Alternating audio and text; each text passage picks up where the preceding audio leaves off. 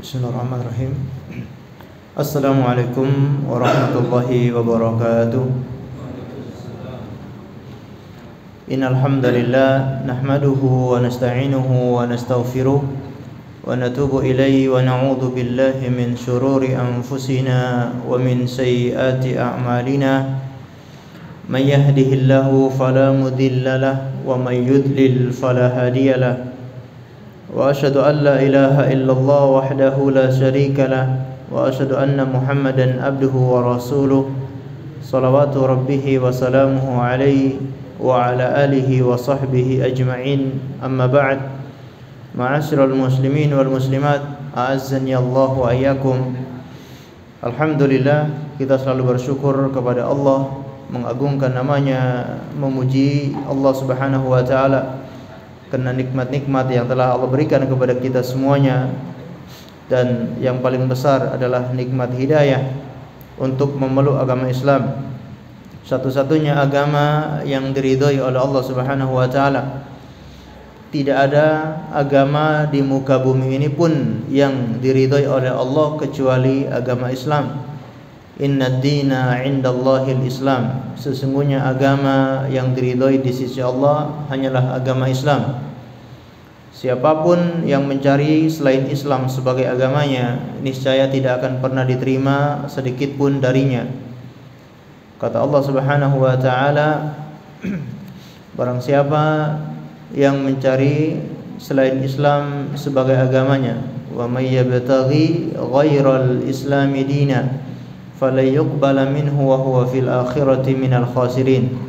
Barang siapa yang mencari selain Islam sebagai agamanya, niscaya tidak akan pernah diterima darinya sedikit pun, dan di akhirat dia termasuk orang-orang yang merugi. Ini adalah nikmat yang besar yang selalu kita syukuri dengan tetap istiqomah mempertahankan Islam sampai akhir hayat kita. Salawat dan taslim semoga tetap tercurahkan kepada junjungan kita Nabi besar Muhammad sallallahu alaihi wasallam, kepada seluruh keluarganya, para sahabatnya, dan umatnya yang setia mengikuti tuntunannya sampai hari kiamat. Kemudian ma'asyiral muslimin dan muslimat a'azzani Allah wa iyyakum. Malam hari ini kita di penghujung tahun 2024 Masehi dan akan masuk pada tahun baru 2025 Masehi. Ini menjadi bahan introspeksi bagi kita sekalian, bahwa semakin bertambah tahun baru, berarti usia kita, ajal kita sudah semakin dekat. Umur kita sudah berkurang sebanyak 1 tahun. Dan ini yang menjadi bahan introspeksi untuk selalu mempersiapkan bekal menghadap kepada Allah Subhanahu wa taala. Karena semakin bertambah tahun, semakin berkurang, semakin dekat ajal kita. Kita sebagai seorang yang beriman kepada hari akhir ingin selamat di dunia dan di akhirat dengan mempersiapkan bekal. Di antara bekal yang kita siapkan, yang sebagaimana kita lakukan pada malam hari ini, yaitu bermajelis ilmu, belajar ilmu agama. Ini adalah bekal yang bisa kita bawa untuk menghadap kepada Allah Subhanahu wa taala. Karena dengan majelis ilmu ini kita meraih banyak kebaikan-kebaikan, keberkahan, didoakan oleh para malaikat, didoakan ampunan, didoakan keberkahan, dibagi-bagikan rahmat Allah Azza wa Jalla. Dan dengan ilmu yang kita dapatkan, insyaallah bisa membuat kita istiqomah sampai akhir hayat. Maka malam tahun baru bukan untuk hura-hura atau untuk bermaksiat kepada Allah. Karena bertambahnya tahun, semakin dekat ajal kita. Kalau semakin dekat ajal, seseorang harusnya semakin taat, semakin beribadah, semakin meninggalkan maksiat, bukan diisi dengan hal-hal yang dimurkai oleh Allah Subhanahu wa taala. Kemudian ma'asyiral muslimin dan muslimat a'azzani Allah wa iyyakum, kita lanjutkan pembahasan kitab Riyadhus Shalihin, taman bagi orang-orang yang soleh, yang ditulis oleh Imam An-Nawawi rahimahullahu taala. Kita masih membahas bab yang pertama, yaitu bab tentang menghadirkan niat, ikhlas, dan menghadirkan niat dalam segala perbuatan dan perkataan yang kelihatan maupun yang tidak kelihatan. Dan insyaallah kita akan masuk pada hadis yang ketiga, ya. Hadis yang ketiga, sebagaimana diriwayatkan oleh Ibunda Aisyah radhiyallahu taala anha. Wa an Aisyah radhiyallahu taala anha qalat qala an-nabiy sallallahu alaihi wasallam la hijrata ba'da al-fathi walakin jihadun wa niyatun wa idastunfirtum fanfiru, muttafaqun alaih. Dari Ibunda Aisyah radhiyallahu anha berkata, bersabda Nabi sallallahu alaihi wasallam, tidak ada hijrah setelah Fathul Mekkah. Tidak ada hijrah, tidak ada hijrah lagi setelah Fathul Mekkah. Akan tetapi yang ada cuma jihad dan juga niat untuk kebaikan atau niat untuk berjihad. Wa idastunfirtum fanfiru, apabila diserukan untuk berjihad, apabila dipanggil untuk berjihad di jalan Allah, fanfiru, maka keluarlah kalian untuk berjihad. Hadis muttafaqun alaih. Ma'asyiral muslimin dan muslimat, a'azzani Allah wa iyyakum. Yang dimaksud dengan tidak ada hijrah, maksudnya adalah hijrah dari Mekah menuju Madinah. Tidak dianggap hijrah atau tidak mendapatkan pahala hijrah dari Mekah ke Madinah setelah Fathul Mekkah. Kalau sebelum Fathul Mekkah, para sahabat yang berhijrah, mereka akan mendapatkan pahala yang besar, yaitu pahala hijrah,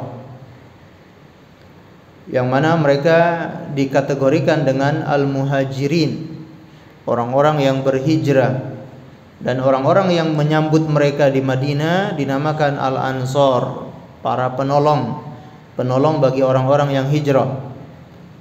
Ini mendapatkan pahala yang besar, mendapatkan julukan al-muhajirin, dipuji oleh Allah Subhanahu wa taala dalam Al-Qur'an, kalangan as-sabiqun al-awwalun minal muhajirin wal ansor, dipuji oleh Allah dalam Al-Qur'an. Itu sebelum hijrah. Namun kalau sebelum Fathul Mekkah. Tapi kalau setelah Fathul Mekkah, maka tidak dianggap hijrah. Kenapa? Karena Mekah sudah menjadi negara Islam. Kalau sebelum Fathul Mekkah, Mekah ini masih dikuasai oleh orang kafir Quraisy. Tapi ketika terjadi Fathul Mekkah, menjadi negara Islam sampai hari kiamat. Jadi Mekah ini ditaklukkan oleh Nabi sallallahu alaihi wasallam, dan ini diizinkan oleh Allah Subhanahu wa taala untuk ditaklukkan. Dari Mekah ini tanah haram yang tidak boleh ada pertumpahan darah, tidak boleh ada peperangan di dalamnya. Namun diizinkan oleh Allah Subhanahu wa taala ketika Fathul Mekkah untuk menyerang orang-orang Quraisy. Karena Ka'bah atau Masjidil Haram atau penduduk Mekah yang tinggal di dalam tanah haram dijaga oleh Allah Subhanahu wa taala, tidak bisa diserang oleh siapapun. Bahkan hadis sebelumnya kita pelajari, nanti akan ada orang yang ingin menghancurkan Ka'bah, menyerang Ka'bah, yang terjadi apa? Ditenggelamkan oleh Allah Subhanahu wa taala. Begitupun Abraha dan tentara bergajahnya dilempar oleh Allah dengan sekutu-sekutu, yaitu dari burung yang membawa tanah liat atau kerikil yang dari neraka. Maka Mekah ini dijaga oleh Allah Subhanahu wa taala, diizinkan kapan? Ketika terjadi Fathul Mekkah. Rasulullah diizinkan untuk menyerang Mekah cuma setengah siang ya, atau tidak sampai malam hari ya. Dari pagi sampai siang atau pagi sampai sore itu saja diizinkan untuk menyerang Mekah. Setelah itu Mekah ditaklukkan tanpa ada pertumpahan darah, tanpa ada perlawanan yang berarti dari kaum musyrikin. Mekah ditaklukkan oleh kaum muslimin. Dan kalau kita lihat istilah yang digunakan oleh para ulama, yaitu istilah yang syar'i, dan istilah ini digunakan oleh Allah Subhanahu wa taala, yaitu fath. Fath itu kalau dalam bahasa Arab artinya apa? Fataha yaftahu, artinya buka. Jadi penaklukan itu bukan penjajahan, penaklukan itu bukan berarti penindasan, bukan berarti penyiksaan, tapi penaklukan diberi istilah dengan fatah, menunjukkan ketika masuk Islam di sebuah wilayah, Islam akan membuka negeri itu. Membuka apanya? Ilmu pengetahuannya dibuka, kebebasannya dalam beragama dibuka, kebebasan menjalankan syariat Islam dibuka. Dan Islam membuka berbagai ilmu-ilmu yang lain ketika Islam menaklukkan sebuah negeri. Berbeda dengan orang-orang kafir. Ketika orang kafir yang menaklukkan sebuah negeri, yang terjadi apa? Dibodohi. Bukan malah dipintarkan, tapi malah dibodohi. Disuruh kerja paksa, tidak dididik ya. Tapi kalau Islam justru mendidik ya, penghuni atau penduduk negeri itu menjadi orang-orang yang berkemajuan. Dan begitulah istilah-istilah yang digunakan oleh para ulama setelahnya ya. Futuhat, penaklukan diistilahkan dengan fatah. Dan memang sejarah mencatat Islam akan selalu membuka sebuah negeri, dan yang dibuka oleh Islam terutama adalah ketundukan kepada makhluk, dibuka menjadi merdeka. Sebelumnya negeri-negeri itu mereka menghambakan diri kepada makhluk. Ketika datang Islam, Islam membuka wawasannya sehingga tidak ada penghambaan kepada makhluk. Yang ada hanyalah penghambaan kepada Allah Subhanahu wa taala. Kita lihat ketika terjadi perang Qadisiyah. Perang Qadisiyah, panglima ketika itu yaitu sahabat Sa'ad bin Abi Waqqas radhiyallahu anhu, mengutus seorang prajuritnya bernama Rib'i ibni Amir. Mengutus Rib'i ibni Amir untuk menghadap panglima perangnya Persia yang bernama Rustum. Baik. Ketika Rib'i ibni Amir menghadap kepada Rustum, maka ditanyakan oleh Rustum kepada sahabat Rib'i ibni Amir, apa tujuan kalian datang ke sini? Pengen tahu? Kalau kalian pengen harta, pengen dunia, akan kami kasih dunia. Terus nggak usah perang, pulang aja. Namun apa jawaban dari prajurit ini? Kata beliau, Rib'i ibni Amir, Inna Allaha ibta'athana linukhrija man sya'a min ibadatil ibad ila ibadatillah, wa min dhikid dunya ila sa'atiha, wa min jawril adyan ila adlil Islam. Sesungguhnya Allah mengutus kami untuk mengeluarkan siapa yang Allah kehendaki dari penyembahan kepada hamba, penyembahan kepada manusia, menuju penyembahan kepada Allah Subhanahu wa taala. Jadi ingin memerdekakan manusia. Yang sebelumnya tunduk kepada manusia dimerdekakan agar tidak takut kepada siapapun kecuali kepada Allah Subhanahu wa taala. Wa min dzikid dunya ila sa'atiha, dan Allah ingin mengeluarkan, atau kami datang ke sini diperintahkan untuk mengeluarkan dari sempitnya dunia menuju luasnya dunia. Jadi kalau ketika dikuasai oleh orang-orang kafir, dunia itu bagi mereka, bagi orang-orang rakyat tersebut itu sangat sempit ya.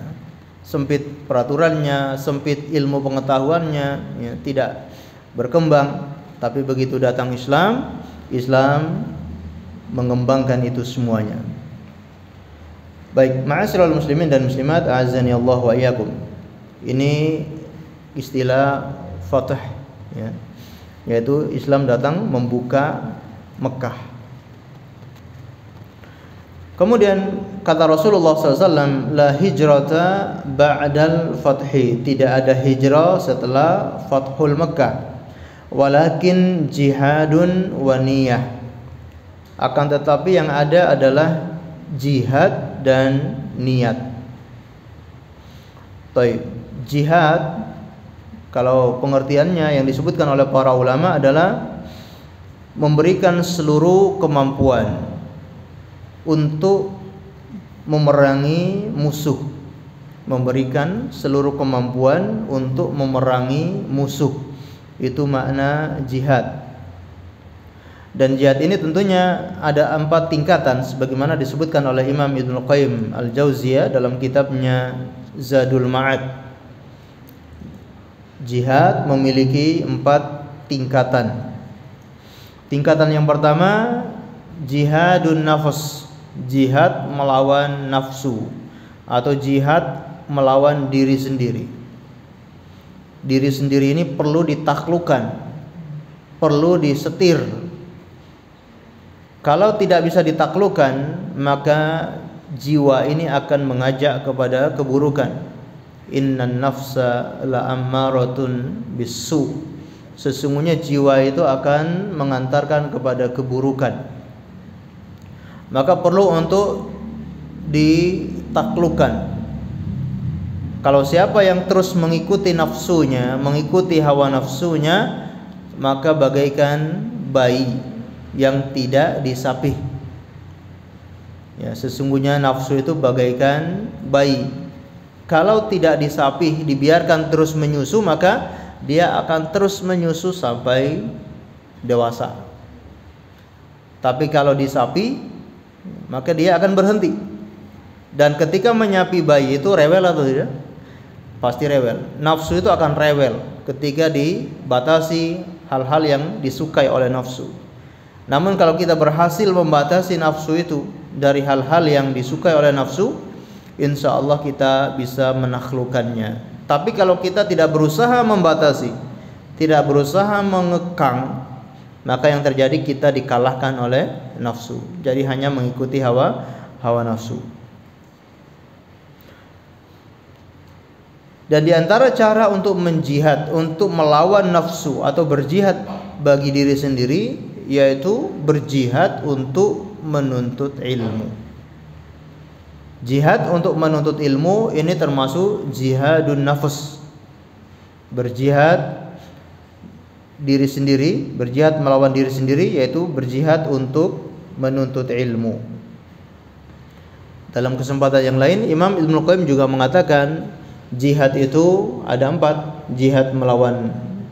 Jihad untuk menuntut ilmu, kemudian jihad untuk mengamalkan ilmu, kemudian jihad untuk berdakwah, lalu jihad untuk bersabar atas apa yang dilakukan. Jihad bersabar untuk ilmu, belajar ilmu, jihad bersabar untuk mengamalkan ilmu, dan jihad bersabar untuk mendakwakan ilmu tersebut. Sehingga disebutkan oleh seorang sahabat, ya, Abu Darda radhiyallahu taala anhu, kata beliau, siapa yang berkata menuntut ilmu itu bukan termasuk jihad, maka otaknya ada masalah atau ada sesuatu. Siapa yang berkata menuntut ilmu itu tidak termasuk jihad, maka otaknya ada sesuatu. Kemudian jihad melawan nafsu itu adalah jihad yang paling berat. Karena orang bisa berjihad melawan musuh kalau nafsunya, jiwanya sudah ditaklukkan. Kalau jiwanya belum ditaklukkan, dia sulit untuk berjihad melawan musuh. Maka disebutkan oleh Rasulullah sallallahu alaihi wasallam, a'dhamul jihad man jahada nafsahu fi dzatillah. atau al-mujahidu man jahada nafsahu fi dzatillah. Seorang mujahid itu adalah yang berjihad melawan nafsunya untuk taat kepada Allah Subhanahu wa taala. Dan ini seagung-agungnya jihad. Kemudian tingkatan yang kedua, setelah nafsu jiwa ini sudah bisa dilawan, lalu jihad melawan syaitan. Jihad melawan syaitan. Dengan apa? Yaitu dengan mengetahui langkah-langkah syaitan. Berusaha mengetahui khutuwat syaitan. Karena syaitan ini memiliki langkah-langkah untuk menjerumuskan manusia. Tidak mungkin syaitan langsung tiba-tiba bisa menjerumuskan manusia, melainkan sebelumnya sudah ada langkah-langkah yang panjang sampai manusia itu terjerumus dalam hal-hal yang diharamkan oleh Allah Subhanahu wa taala. Imam Ibnul Qayyim Al-Jauziyah rahimahullahu taala juga menyebutkan dalam kitabnya Bada'iul Fawaid bahwa langkah-langkah syaitan itu ada 6. Langkah-langkah syaitan itu ada 6. Yang pertama, syaitan mengajak kepada kekafiran dan kesyirikan serta memusuhi Allah dan Rasulnya. Syaitan mengajak kepada kekafiran, kesyirikan serta memusuhi Allah dan Rasulnya.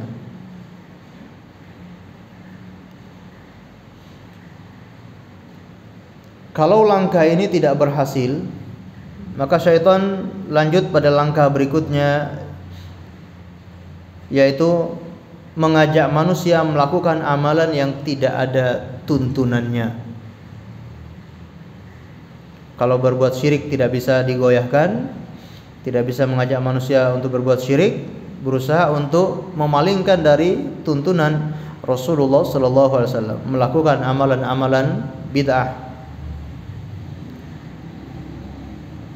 Kalau ternyata tidak berhasil, syaitan menggunakan langkah berikutnya, yaitu menggodanya untuk melakukan dosa-dosa besar. Mengajaknya untuk berbuat zina, mengajaknya untuk berbuat homoseksual, liwat, mengajaknya untuk mencuri, untuk membunuh, minum khamr dan dosa-dosa besar lainnya. Kalau ini juga tidak berhasil, maka syaitan mengajak pada langkah yang keempat, yaitu mengajaknya melakukan dosa-dosa kecil.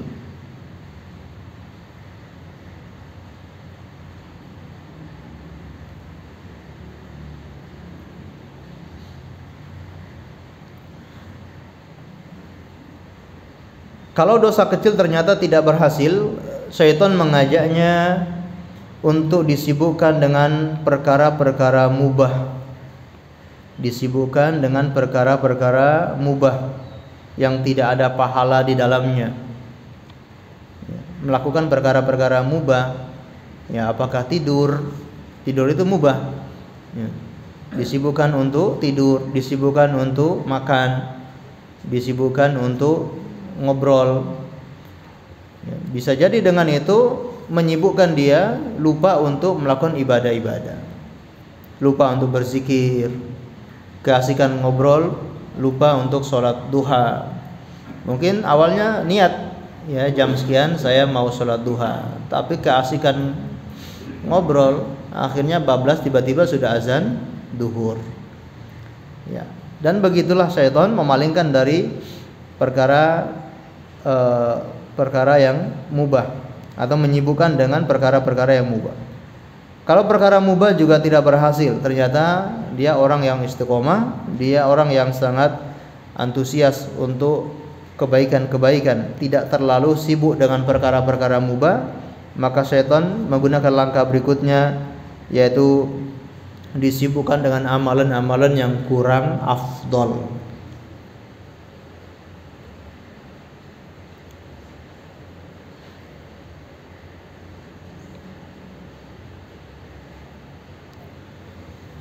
Baik. Ada amalan yang afdol, ada amalan yang kurang afdol. Nah, syaitan menyibukkan untuk melakukan amalan yang kurang afdol daripada amalan yang afdol. Ternyata ya sebagian menyebutkan kalau tidak bisa juga ya, syaitan akan membujuk tentaranya dari kalangan manusia ataupun jin untuk mengganggu orang itu. Jadi nggak sampai di situ ya. Kalau ternyata juga nggak bisa, syaitan akan bisikan kepada tentara-tentaranya dari kalangan manusia untuk menyakiti orang tersebut. Apakah dengan fitnah, apakah dengan cacian dan seterusnya. Baik, ma'asyiral muslimin dan muslimat, a'azzani Allah wa iyyakum. Ya, ini langkah-langkah syaitan yang harus disadari oleh manusia. Jangan sampai kita itu terperangkap di dalam langkah-langkah syaitan. Karena syaitan itu mampu membuka 99 pintu kebaikan demi menjerumuskan ke dalam satu keburukan. Disebutkan oleh Hasan ibni Saleh. Hasan ibni Saleh kata beliau, inna syaitan la yaftah li 'abdin tis'ata wa tis'ina baban minal khair. Sesungguhnya syaitan itu bisa membuka untuk seorang hamba 99 pintu kebaikan. Yuridu biha baban minasyarr. Namun syaitan ingin menjerumuskan ke dalam satu keburukan. Kelihatannya ini baik, ya, terus dibuka, oh ya, terus diberi, terus diingatkan ini kebaikan, ini kebaikan. Tapi syaitan punya tujuan lain untuk menjerumuskan ke dalam keburukan. Dan banyak sekali contoh-contoh kalau masalah kebaikan-kebaikan yang dibuat oleh syaitan. Dan kita harus paham, jangan sampai kita terjebak dalam kebaikan-kebaikan tersebut. Ini yang disebut dengan talbisul iblis, ya, talbis iblis. Ya. Jadi seakan-akan baik, tapi ternyata ujung-ujungnya terjerumus dalam keburukan. Mengajarkan Al-Quran, nah, itu baik atau tidak? Baik, pahalanya besar. Diiming-iming oleh syaitan, ya, mengajar Quran itu pahalanya besar. Ya. Orang yang bermanfaat untuk orang lain, mengajarkan Al-Quran, ya, sebaik-baik orang, yaitu orang yang belajar Al-Quran dan mengajarkan Al-Quran. Sehingga seorang anak muda mengajari seorang perempuan akhwat untuk Al-Quran. Tujuannya kan baik, belajar Al-Quran, belajar makhrajul huruf. Hurufnya kurang begini, mulutnya kurang dibuka. Nah, ini antara laki-laki dan perempuan, ya, belajar makhrajul huruf. Padahal niatnya bagus untuk memperbaiki bacaan Al-Quran. Dan lama-kelamaan, ya, syaitan membisikkan untuk berbuat keburukan. Atau awalnya belajar bahasa Arab, ya, laki-laki dan perempuan, gurunya laki-laki, muridnya perempuan, belajar bahasa Arab. Naudzubillah, ya, sampai terjatuh di dalam perbuatan zina dan seterusnya. Atau ditawari, masih muda, ustadz muda, suruh menjadi mudir pondok pesantren akhwat. Bahaya. Walaupun bukan berarti tidak boleh, bukan berarti yang menjadi mudir pondok pesantren putri itu berarti apa? Talbisul iblis, bukan. Artinya harus hati-hati.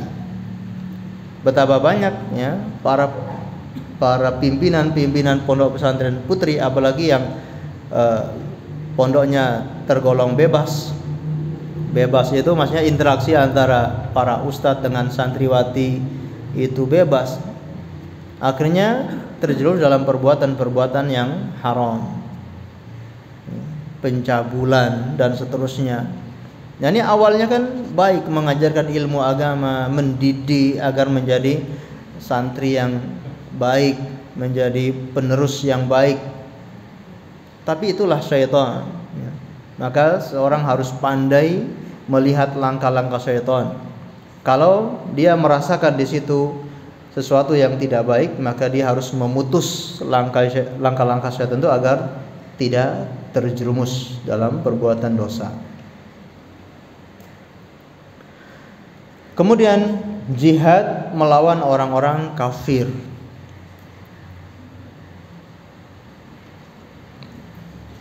Jihad melawan orang-orang kafir. Ini ada dua macam. Kalau kafir harbi, kafir yang menyerang kaum muslimin, maka jihadnya menggunakan senjata, jihadnya menggunakan serangan. Kalau memang kafirnya menyerang kaum muslimin. Dan jihad yang model ini, model menyerang, itu hanya dibolehkan dalam 3 keadaan. Jihad dengan senjata, jihad dengan berperang, ini dibolehkan dalam 3 keadaan. Yang pertama, apabila kaum muslimin dan kaum kafir itu berhadapan di medan perang. Ini harus berjihad dengan senjata. Kaum muslimin berhadapan dengan kaum kafir di medan perang. Sudah berhadap-hadapan. Yang kedua, apabila musuh menyerang negeri muslim yang aman. Ya. Apabila musuh menyerang negeri kaum muslimin, maka di sini semua penduduk negeri itu wajib keluar untuk berperang, membela, mempertahankan tanah airnya, kecuali wanita dan anak-anak. Ya, kecuali wanita dan anak-anak. Yang ketiga, apabila seorang imam meminta suatu kaum atau menentukan satu pasukan untuk keluar berperang, maka mereka ini wajib untuk berperang.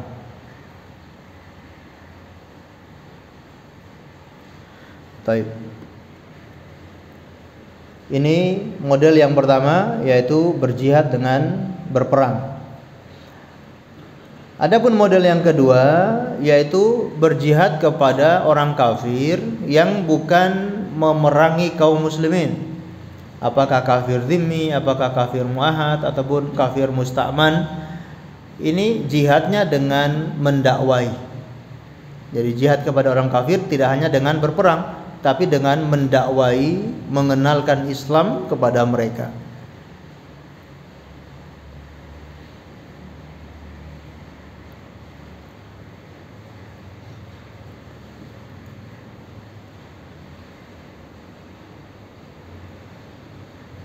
Baik.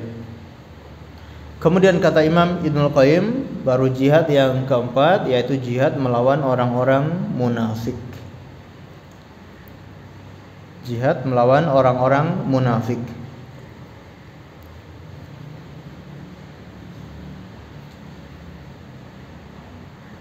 Tentu melawan orang-orang munafik, ya, strateginya harus dengan cara yang halus.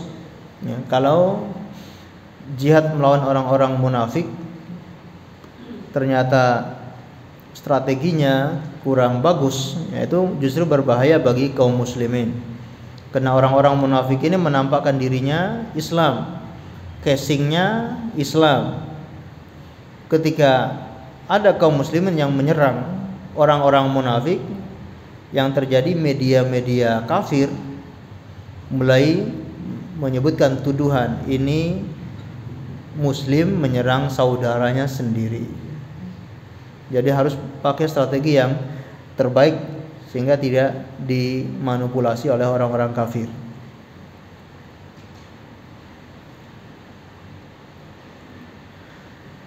Baik, ma'asyiral muslimin dan muslimat, a'azzani Allah wa iyyakum.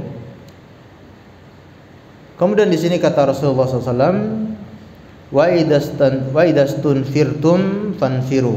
Ya, apabila kalian diperintahkan untuk berperang, maka berperanglah.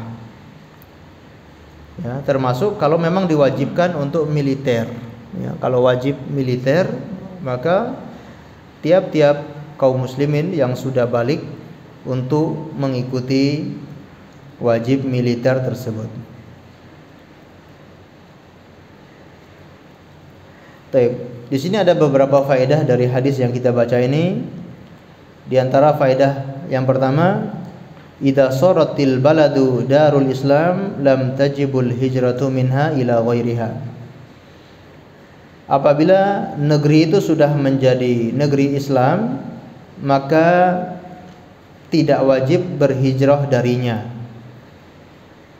Kalau negerinya sudah menjadi negeri Islam, tidak wajib untuk berhijrah darinya.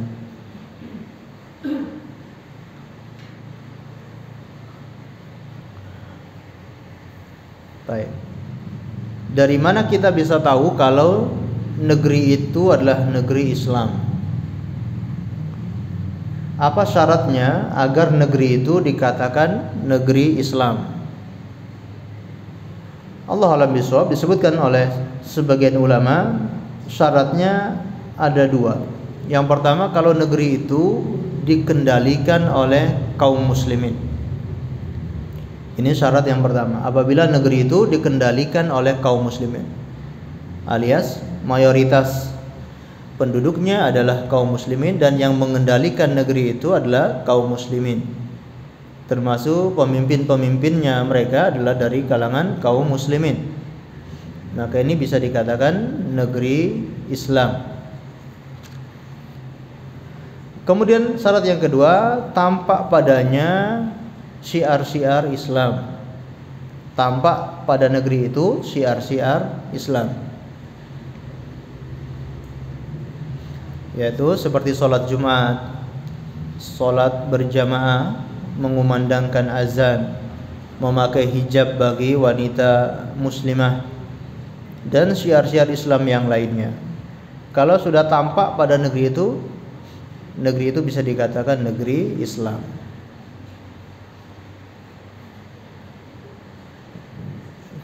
Baik, Indonesia bagaimana? Mudah-mudahan masuk dalam kriteria tersebut. Yang mengendalikan adalah kaum muslimin dan tampak padanya syiar-syiar Islam. Walaupun ada kekurangan-kekurangan, ada hal-hal yang tidak dijalankan di negeri ini, namun kita berharap dari ciri-ciri ini semoga Indonesia termasuk negeri Islam atau negerinya kaum muslimin, meskipun tidak menerapkan syariat Islam. Allahu alam bisawab. Baik, poin yang kedua, tabqal hijratu wajibatun minal amakin allati la tata'atta lil muslim iqamatu amri dinihi fiha idza kanat darul kufr. Hijrah itu tetap wajib sampai hari kiamat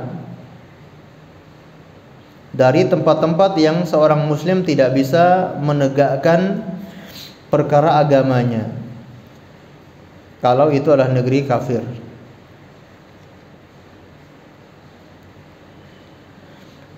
Hijrah tetap wajib ya, sampai hari kiamat dari tempat-tempat yang seorang muslim tidak bisa menegakkan perkara agamanya.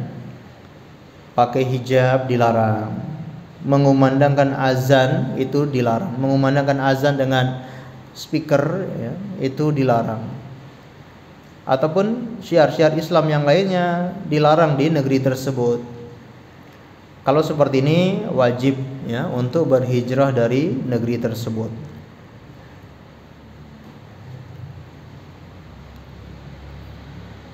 Baik. Poin yang berikutnya, yajibu qasdul jihadu wal isti'dadun lahu. Wajib kita meniatkan untuk jihad dan menyiapkannya. Wajib kita itu punya niat untuk berjihad. Walaupun kita belum berjihad atau belum ada panggilan untuk berjihad, tapi dalam hati harus sudah ada niat untuk berjihad. Karena ada hadis dari Nabi sallallahu alaihi wasallam, kata beliau, man mata walam ya'uzzu walam yuhaddatsu bihi nafsahu mata ala syu'batin min nifaq. Barang siapa yang meninggal dunia sedangkan ia tidak pernah ikut berperang dan ia juga tidak terbetik dalam benaknya untuk berperang, maka matinya termasuk dalam satu cabang kemunafikan. Barang siapa yang tidak pernah ikut perang, man lam yaghuzza, ya bukan yahuzza, man lam yaghuzza wa lam yuhadits bihi nafsahu. Barang siapa yang belum pernah ikut berperang dan tidak terbetik dalam hatinya untuk ikut berperang, maka dia meninggal dalam kondisi cabang kemunafikan. Ada bagian kemunafikan dalam dirinya. Dan ini pentingnya niat. Ini kan babnya tentang bab niat. Jadi meskipun kita ini belum bisa berjihad, paling tidak kita punya niat untuk berjihad di jalan Allah Subhanahu wa taala.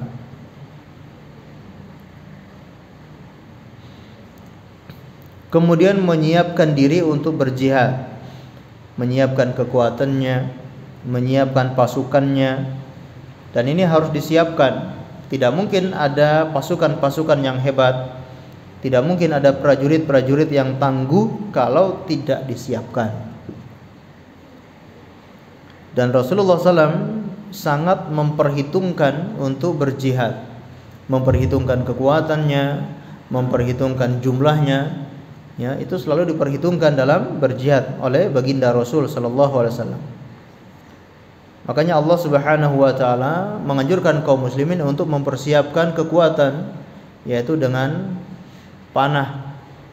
Wa'idu mastata'tum minal quwwah, dan siapkan kekuatan. Rasulullah menafsirkan ayat itu yaitu al-quwwatu ar-rama atau ar-rami. Namanya kekuatan itu adalah panah. Karena di zaman dulu senjata yang paling bagus adalah dengan panah. Kalau di zaman sekarang ya mungkin sniper ataupun ya apa itu? Ya bom yang itu. Rudal itu ya, itu mungkin paling canggih. Nah, ini harus disiapkan.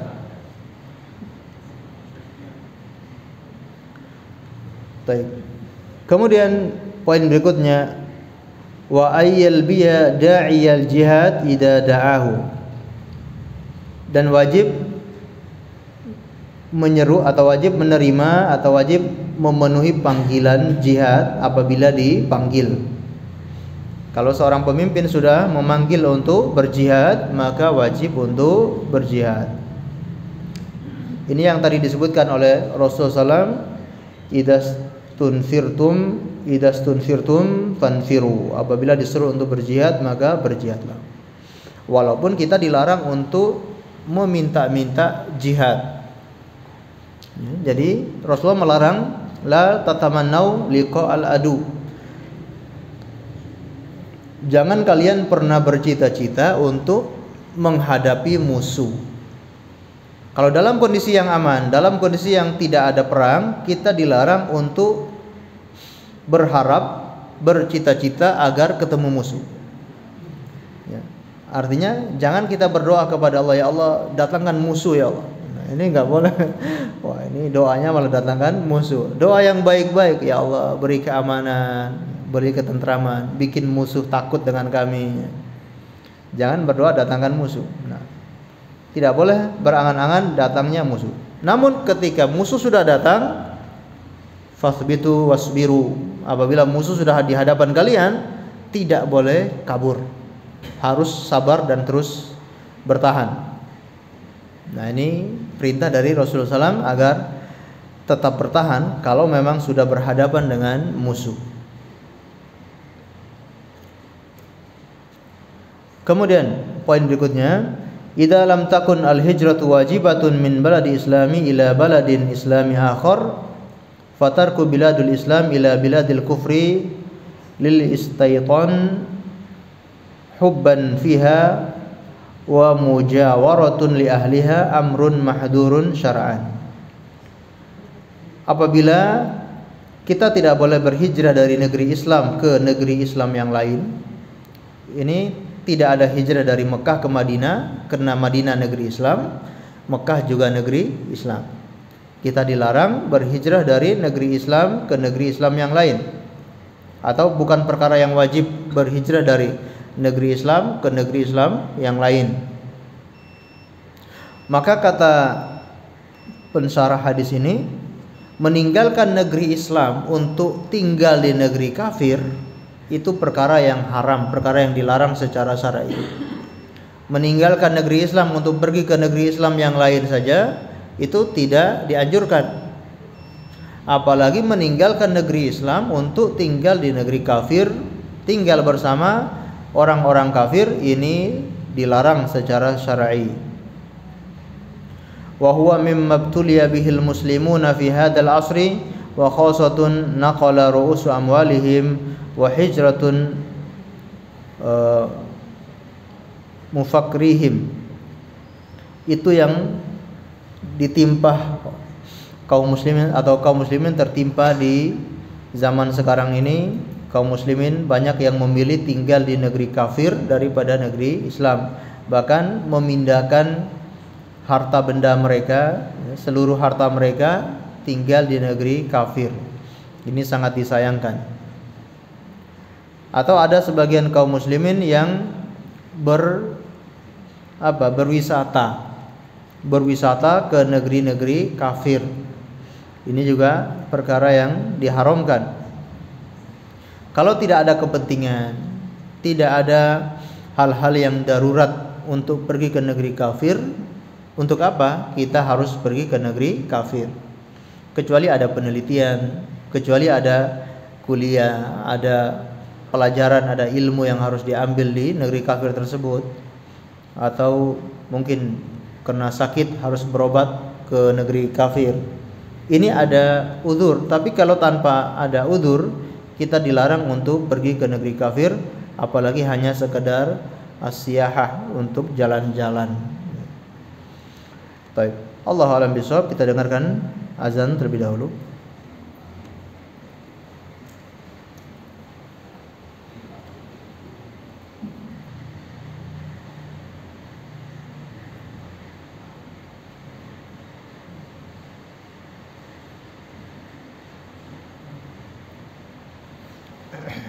Baik. Ma'asyiral muslimin dan muslimat, a'azzani Allah wa iyyakum. Inilah hadis yang kita pelajari pada kesempatan malam hari ini, dan ada poin penting, yaitu jihad itu harus memenuhi syarat. Terutama jihad melawan orang-orang kafir, jihad dengan berperang dengan senjata harus memenuhi 3 persyaratan. Yang pertama, adanya pemimpin, adanya seorang imam yang memimpin untuk berjihad, yang menyerukan untuk berjihad. Kalau di zaman kita sekarang, seorang presiden. Kalau tidak ada presidennya, tidak ada pemimpinnya, maka tidak ada kewajiban atau tidak wajib untuk berperang. Karena pemimpin inilah yang bisa melihat maslahat, kapan harus perang, kapan harus berdamai, kapan harus gencatan senjata. Itu tugasnya imam. Begitupun sebagaimana peraturan di negara kita, panglima perang tertinggi yaitu seorang presiden yang memegang kendali perang atau memegang pasukan tertinggi. Seorang presiden yang mengizinkan untuk perang atau tidak mengambil keputusan adalah seorang pemimpin. Termasuk untuk membagi ghanimah, kalau sudah mendapatkan ghanimah, yaitu seorang pemimpin yang membagi ghanimah itu. Kemudian yang kedua, adanya daulah, adanya negara. Kalau tidak punya negara, bagaimana bisa berperang?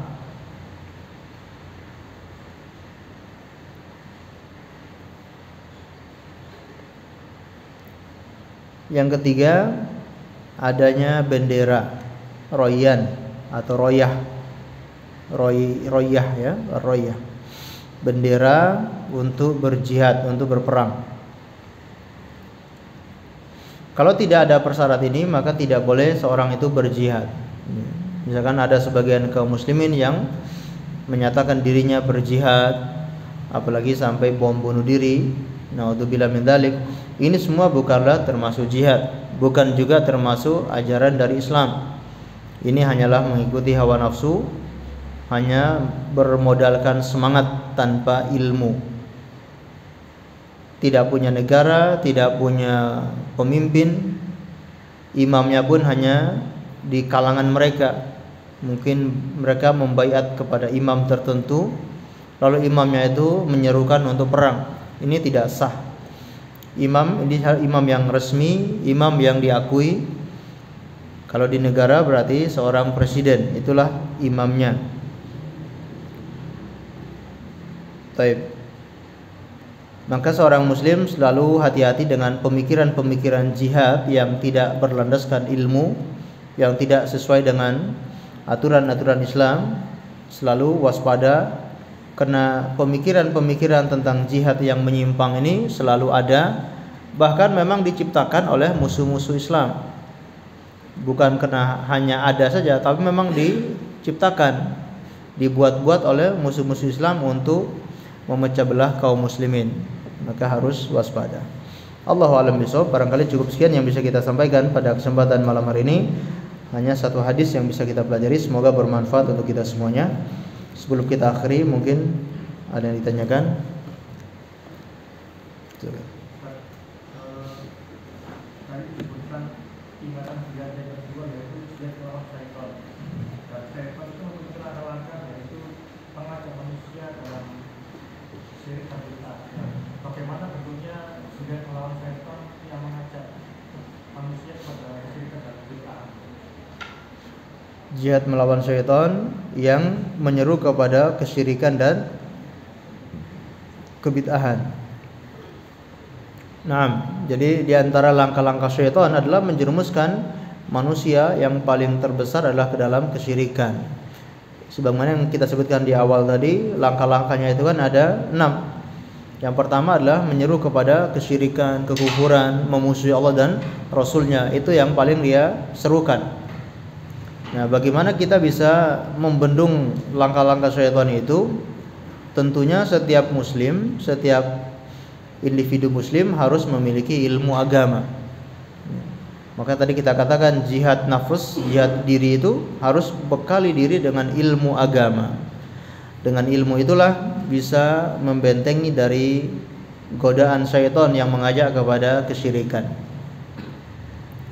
Kemudian dengan amar ma'ruf nahi mungkar, yaitu mencegah kepada kemungkaran. Ketika ada sebagian kaum muslimin yang melakukan kesyirikan, kita bisa mencegah semampunya.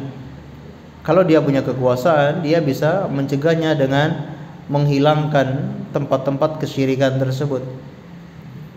Ya, tempat-tempat yang digunakan untuk kesyirikan, kalau dia punya kekuatan, dia punya otoritas, ya dia hilangkan itu. Kuburan-kuburan yang dikeramatkan, ya ditutup. Pohon-pohon yang dikeramatkan ditebang aja. Atau hal-hal yang digunakan untuk kesyirikan, tempat-tempat itu ditutup atau dilarang untuk datang ke tempat tersebut. Ini amar ma'ruf nahi mungkar. Atau dengan berdakwah, ya, dengan berdakwah, dan ini tugasnya terkhusus para ulama, para ustadz, para kiai untuk menyampaikan kepada umat agar meninggalkan kesyirikan, menjauhi kesyirikan.